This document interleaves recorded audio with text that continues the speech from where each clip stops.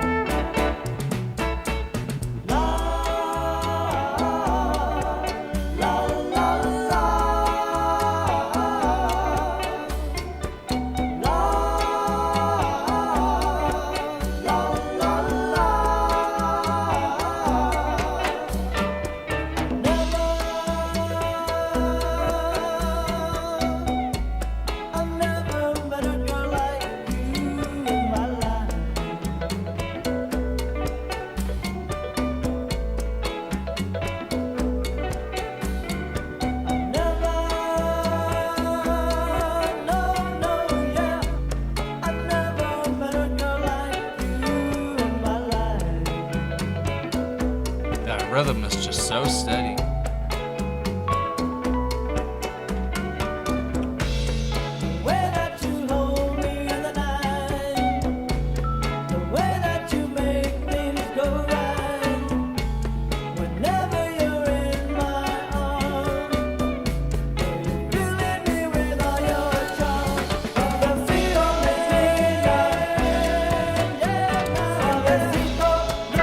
Suavecito.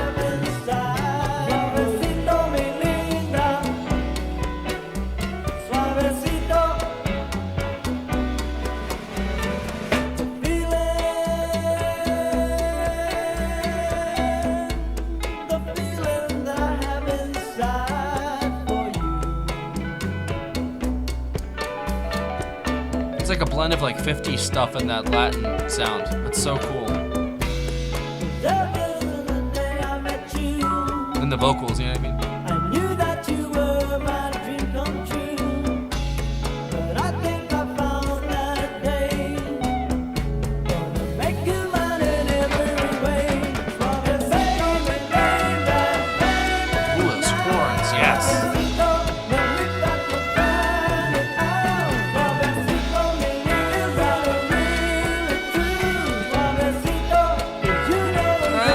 So good.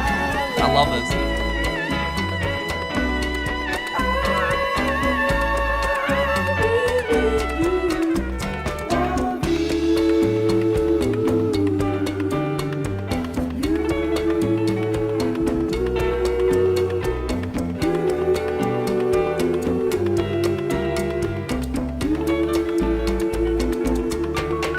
The dynamics are so on point with the percussion. And that guitar is just otherworldly, for real. If I can't have you, I don't know what to do. It's ethereal. La la la, la la la,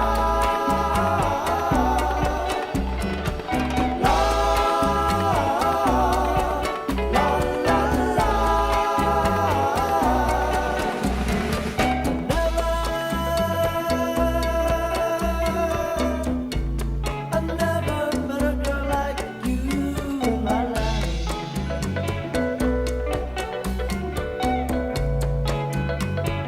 Makes me think of distant places Never. and traveling.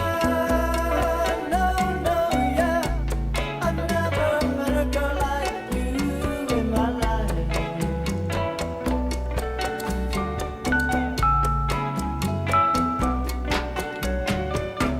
So many different instruments, man. Always be He did say it was a 12-piece. together, just you and me. From here on, you're gonna see. You'll be mine until eternity.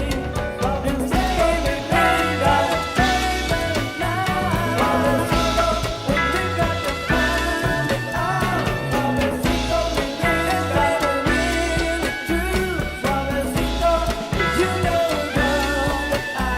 Suavecito, mi vida. Suavecito, suavecito, mi vida. Suavecito,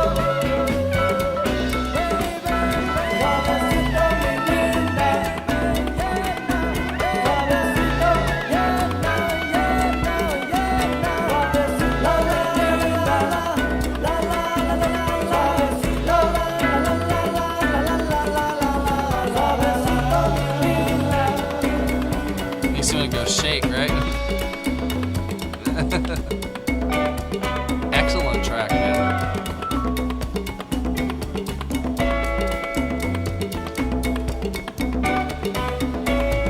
Definitely makes you want to hear more, you know?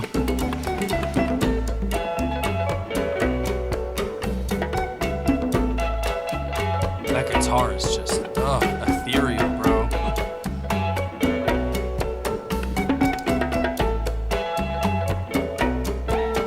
That syncopation's crazy.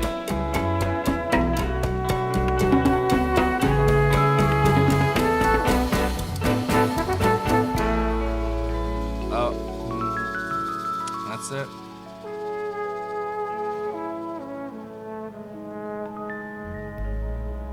Gotta end on the horn.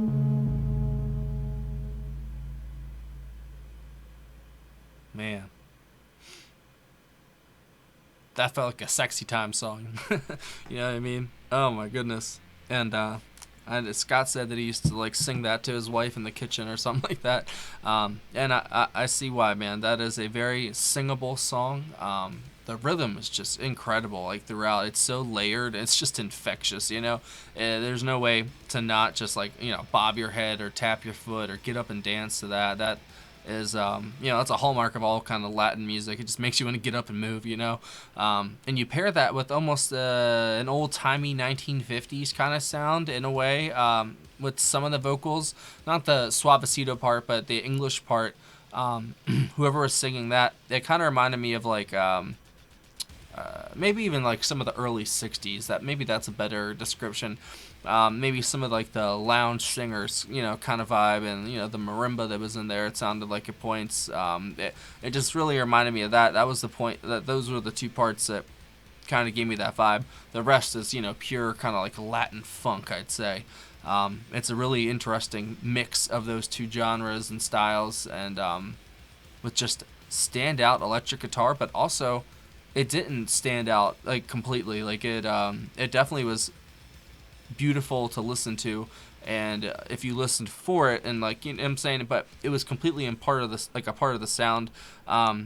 They were all working together perfectly. I mean, you have to, and it's 12 people. I mean, you really have to be in sync, and they were here, and they created this little 6.5 minute just like masterpiece in my opinion from just one listen. Like that is genius. Not gonna lie, and that's not even really because of my ignorance of this genre or anything like that. Like I've definitely listened to a few tracks here or there at least, and yeah, I really do love bossa nova and stuff like that, and samba music, and so like I do have I know Latin has a huge swath of like genres underneath that, a kind of umbrella term, I guess. But the style that, George and Carlos play with the real dominant electric guitar at points, it kind of was used as the inverse here, and it was very atmospheric and ethereal, like I said, and it kind of faded into the back at points and just sort of let the percussion and the rhythm really dictate the song. But he really, I don't know, I wouldn't say made it work, but he made it shine. I think that'd be the best term, as the guitar. I'm guessing there's more than one guitarist too, obviously, since it's a 12-piece. Let me see. All right, so we got Arcelio Garcia Jr. on lead vocals and percussion, George Santana on guitar, Abel Zarate on guitars and vocals, Pablo Tellez on bass guitar, Richard Kermode, he sounds familiar actually, on keyboards, electric piano, Hammond organ, Richard Spremich on drums, Coke Escovedo on timbales. I'm guessing it's like Coque or something. I don't know. But if his name's Coke, that's awesome. Victor Pandoja on conga, Louis Gasca on trumpet, Roy Murray on flute and trombone, trumpet, soprano sax, and Richard Bean on vocals, percussion, and timbales. So lots of people. So obviously there's a lot of people trying to take up a little bit of space in the mix, and it works perfectly. It kind of just flows in and out. It's like taking like a breath and exhaling as the sound goes. It would just sort of like, I don't know, it's almost like these little mini tension and release exercises within like 10 to 15 second increments, but it has a very overall just gorgeous, loving, honestly sexy sound, but it honestly had some meaning to it as well, it felt like. So it wasn't just sex appeal sort of stuff, in a way, like music sex appeal. It was it felt like love, it really did. And it was a beautiful description of it through the lyrics and through the music itself, I thought. And audio is so beautiful, man. Like I know it doesn't get the views. Everyone wants to watch videos too, not just my dumb face, so I understand. But I just, I don't know, I feel like the video takes away from it sometimes, and just hearing the audio tracks, it really makes the music stand on its own merits instead of having visuals, distract you while stuff may slip past you, or you may like it more because of the video and it wasn't even that good, but I love the videos too. But just hearing these tracks, they're just so pretty, man, and I really enjoyed that. So thank you, Scott. That was wonderful. I see why you sang this to your wife, man. Like it's beautiful. It really is. And I'd love to hear more. So if you have any other tracks by, man, hopefully I pronounced their name right, bro. Malo sounds better. But yeah, Suavecito charted at number 14 or number 18 single. Actually, the album went to number 14 in 1972. It was recorded in fall of 1971, and the second album is named Dos. That's pretty dope. So I think I don't know. I guess I'll leave on that. I don't know what else. I'd say that the standout instrument, it's hard to pick, honestly, because the guitar is an easy choice. But the timbales, the congas, all of the kind of Latin percussion really added a lot to the song. Maybe like 40%, I'd say, of the sound was them. Then like another 35% was the guitars, and then the bass, the vocals, and everything else they used. The horn, the trombone especially. It was a very eclectic mix of instruments, but it worked. They executed it swimmingly. I really did enjoy that. So that's it. I'll leave on that. Sorry, I'm just still yapping. Yep. All right, bye-bye.